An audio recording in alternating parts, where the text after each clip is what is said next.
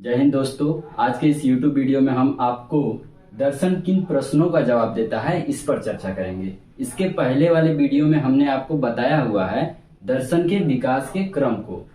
यह प्लेलिस्ट में आपको वीडियो मिल जाएंगे सभी।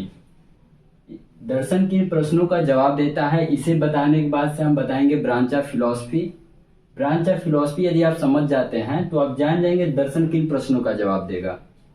तो हम बात करें तो दर्शन में हम सब कुछ पढ़ते हैं। अगर कोई पूछे दर्शन में क्या पढ़ा जाता है तो दर्शन में हर एक वो चीज पढ़ा जाता है। अतः इसी कारण दर्शन को मदर ऑफ ऑल साइंस कहा जाता है तथा ऑल डिप्लोमेट्स कहा जाता है। साथ ही साथ उस समय तत्कालीन समय जब मनुष्य खेती कर रहा था, उत्पादन हो रहा था और अपने आसपास घट रही घटनाओं को देख रहा था तो डरता था बादल के कड़कने से, बिजली के चमकने से और साथ साथ में लोगों के मरने से और विभिन्न तरह के, जैसे कि वो कोई पैदा होता है मरता है, इन तरह पे मतलब अलग अलग तरह के प्रश्नों से वह डरता था, भयभीत होता था, चिंतित होता था। तो उस समय के जो भी बुद्धिजीवी थे उनका ये दायित्व था कि वह उन सभी समस्याओं के समाधान के लिए चिंतन करे और जो कुछ भी वह चिंतन किए वही दर्शन शास्त्र में हम लोग आज पढ़ते हैं या पढ़ा जाता है। आगे चल करके समय के साथ साथ ज्ञान का विस्तार होते गया। चिंतन करते करते लोगों ने बहुत चीजों का चिंतन किया। इस तरह से बहुत ज्यादा ज्ञान का भंडार हो गया और एक व्यक्ति के द्वारा सभी ज्ञान को याद करना, समझना काफी जटिलता का सामना करने जितना मुश्किल हो गया। अब वह जब उतना जटिल हो गया तो विषय का उसी समय विश्वांतर हुआ, अर्थात एक विषय जिसे हम दर्शन शास्त्र कह रहे हैं उससे अलग अलग तरह के विषय का निर्माण हुआ, जैसे जीव विज्ञान, रसायन विज्ञान, भौतिकी, मनोविज्ञान इत्यादि। इस तरह से दर्शन से कई सब्जेक्ट निकले।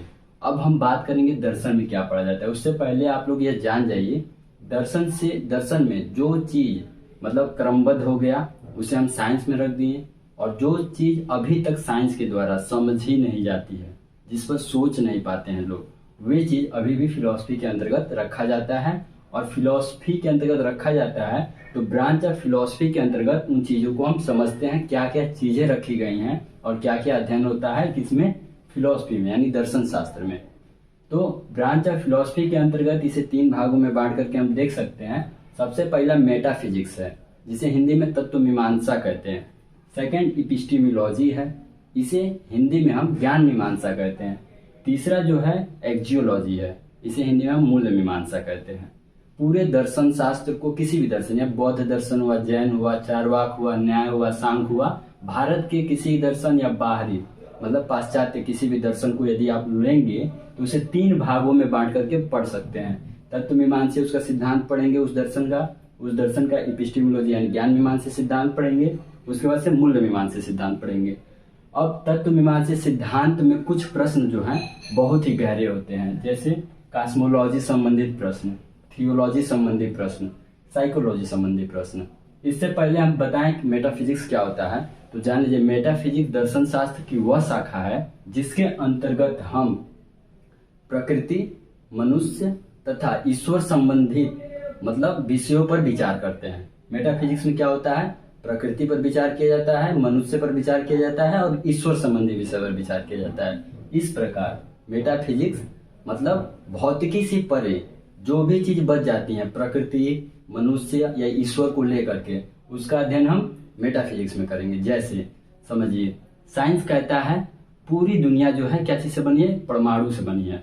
परमाणु में एक परमाणु से मतलब परमाणु से दुनिया का रचना हुआ है और परमाणु में क्या क्या पाए जाते हैं, केंद्र में न्यूट्रॉन होता है, इसके चारों बगल प्रोटॉन और इलेक्ट्रॉन होते हैं। ठीक है, प्रोटॉन और इलेक्ट्रॉन होते हैं, सॉरी केंद्र में प्रोटॉन भी होता है। अब वह बात करता है कौन, मतलब दार्शनिक क्या बात करता है इसमें। साइंस तो बता दिया कि एक परमाणु में इलेक्ट्रॉन, प्रोटॉन और न्यूट्रॉन होते हैं, इलेक्ट्रॉन चारों तरफ घूमता है, प्रोटॉन और न्यूट्रॉन केंद्र में रहते हैं। ठीक, अब इसे इस तरह से मतलब सुनियोजित कौन किया, यह प्रश्न। इलेक्ट्रॉन ही चारों तरफ क्यों घूमता है, यह प्रश्न। आखिर इलेक्ट्रॉन को घुमाया क्यों, ये तो बता देंगे मतलब साइंटिस्ट कि क्यों इलेक्ट्रॉन घूम रहा है, तो यह प्रश्न उनसे किया जाएगा आखिर में इलेक्ट्रॉन क्यों घूमता है, घूमता है तो घुमाया किसने है। प्रोटॉन और न्यूट्रॉन ही केंद्र में क्यों है, क्यों नहीं इलेक्ट्रॉन केंद्र में है। मतलब ऐसे ऐसे मतलब अलग अलग तरह के प्रश्न जो हैं दर्शन शास्त्र के विषय पर बन जाते हैं कि कहाँ से आ गया, कैसे आ गया। ये सब सब्जेक्ट किसके, मेटाफिजिक्स के हैं।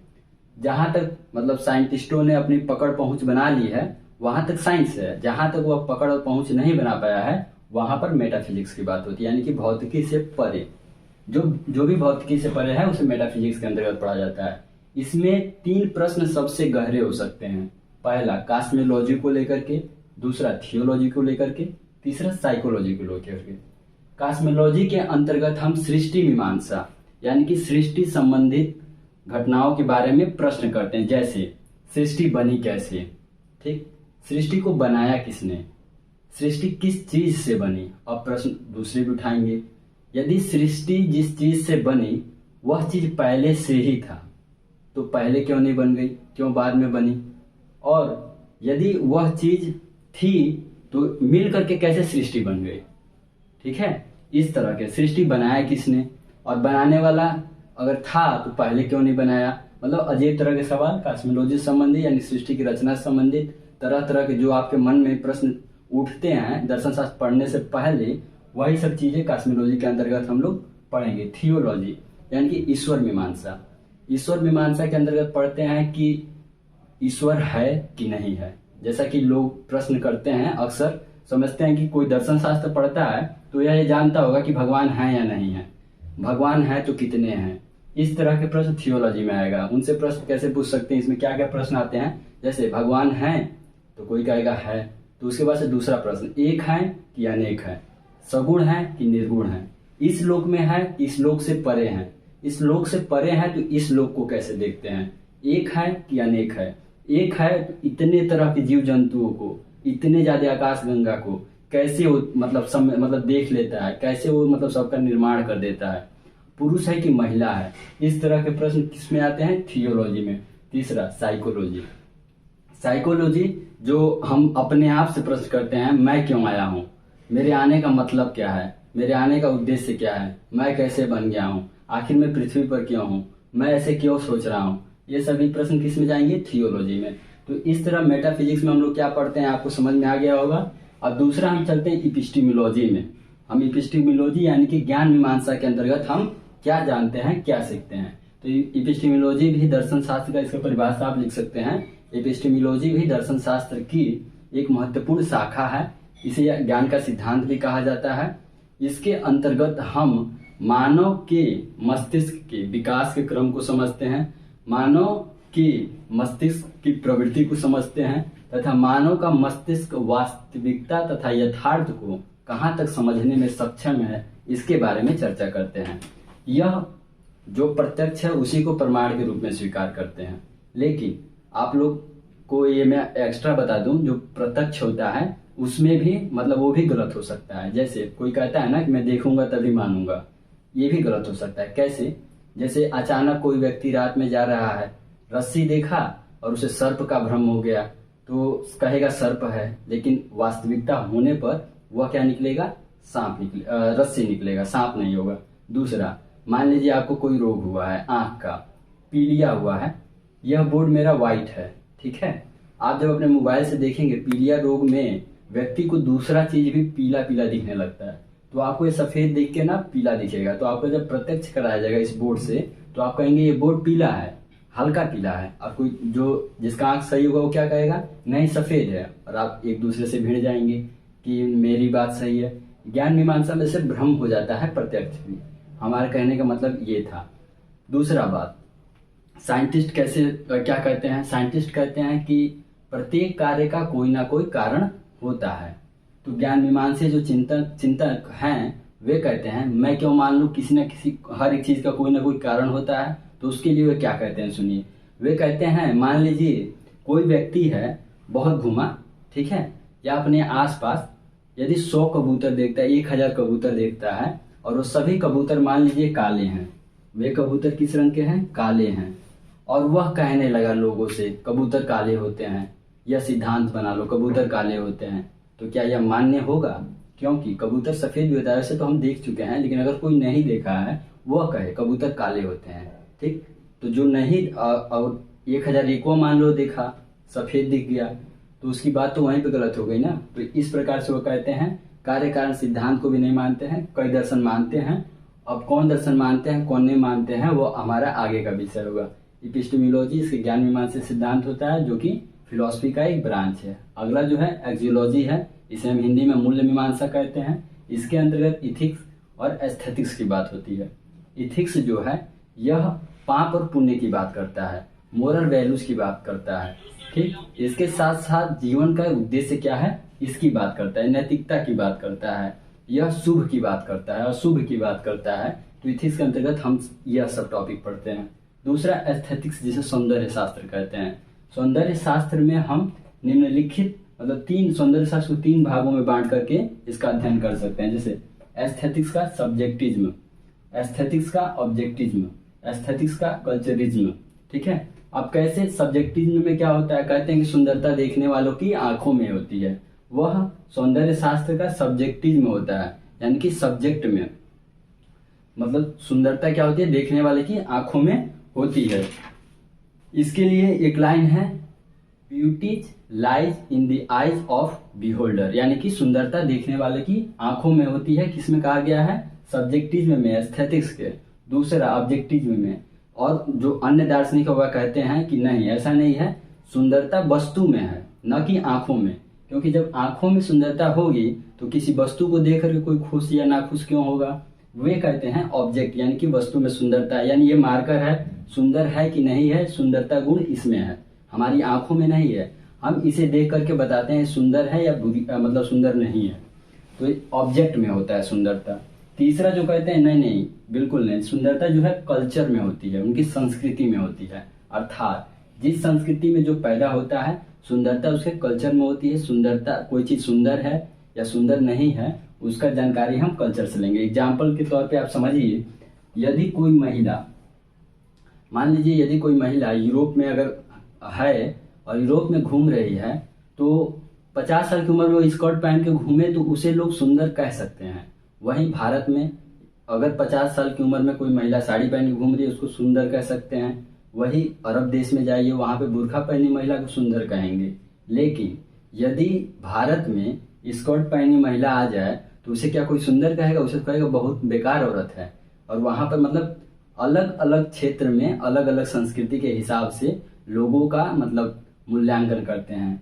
यह जो है देखने का सुंदरता जो है ना ही सब्जेक्ट में होती है न ही ऑब्जेक्ट में होती है, और न मतलब जो सुंदरता होती है मूल रूप से हम कहें तो वह कल्चर में नहीं होती है। जिस परिवेश, जिस वातावरण, जिस समाज में रहेंगे उस तरह का नजरिया हमारा होगा। एक बात और आप लोग जानिए, आपका नजरिया आप पर निर्भर नहीं करता है। यानी हम किसी चीज को देख कर कहते हैं सुंदर है या गलत है तो कोई कहते हैं कि उसका नजरिया खराब है। उसका नजरिया खराब नहीं होता है, समाज का नजरिया वैसा है कि उसे उस तरह का नजरिया दिया है, उस परिवेश में हो रहा है। यदि समाज बेहतर होगा तो लोगों का नजरिया बेहतर होगा, लोगों का नजरिया बेहतर होगा तो किसी को देख करके उस तरह की बात करेगा जो समाज को अच्छी लगती है। समाज में अगर अच्छे लोग रहेंगे तो उसकी नजरिया ऑटोमेटिक अच्छी हो जाएगी, समाज में बुरे लोग रहेंगे तो नजरिया उसकी ऑटोमेटिक खराब हो जाएगी। तो उसमें उस आंख का या उस व्यक्ति का दोष नहीं है, उसमें दोष है उसके समाज का। समाज जितना अच्छा होगा उसका नजरिया उतना अच्छा हो जाएगा। यह सौंदर्य शास्त्र में हमको पढ़ने के लिए मिल जाता है। इस प्रकार हमने इस वीडियो में आपको branch of philosophy, metaphysics, epistemology और एक्जियोलॉजी, यह शब्द जो है अपने आप में मतलब बहुत बड़े शब्द हैं अलग अलग दर्शन के तौर पर, क्योंकि जब किसी दर्शन को उठाएंगे उस दर्शन के मेटाफिजिक्स को पढ़ेंगे तो अपने आप में बहुत लॉन्ग टॉपिक हो जाएगा। मैंने मूल रूप से यह बताया है कि दर्शन में हम पढ़ते क्या है, दर्शन शास्त्र में पढ़ते क्या है। किसी भी, जैसे मान लो जैनिज्म का अगर दर्शन उठाते हैं आप तो जैनिज्म के मेटाफिजिक्स को पढ़ना है, जैनिज्म के एपिस्टेमोलॉजी को पढ़ना है, जैनिज्म के एक्जियोलॉजी को पढ़ना है। जब ये तीनों पढ़ लेंगे तो वो दर्शन खत्म हो जाएगा। बौद्ध का भी उठाएंगे तो बौद्ध में भी मेटाफिजिक्स, एपिस्टेमोलॉजी, एक्जियोलॉजी पढ़ेंगे, वह दर्शन खत्म हो जाएगा। मेटाफिजिक्स में 3 तरह के सवाल मुख्य रूप से, सृष्टि बनी कैसे, किसने बनाई, और जब तत्व तो पहले से मौजूद था तो पहले क्यों नहीं बना, क्या पहले से मौजूद था कि नहीं था। एपिस्टेमोलॉजी ज्ञान से संबंधित है। एक्जियोलॉजी यह मूल्य मीमांसा या नैतिक आचरण, आचार व्यवहार का नियम है, यानी कि मोक्ष तक कैसे हम पहुंच सकते हैं, पहुंचने का मार्ग क्या है इत्यादि इसके अंतर्गत पढ़ेंगे। अब अगली वीडियो में हम आपको बताएंगे कि मनुष्य कितने तरह से सोच सकता है। तो यह वीडियो हमारा यहीं तक समाप्त होता है। इस वीडियो में आपने मतलब मूलभूत चीजें, मतलब क्या दर्शन में हम पढ़ते हैं, दर्शन में हम क्या जानते हैं, उसे समझा होगा। धन्यवाद वीडियो देखने के लिए।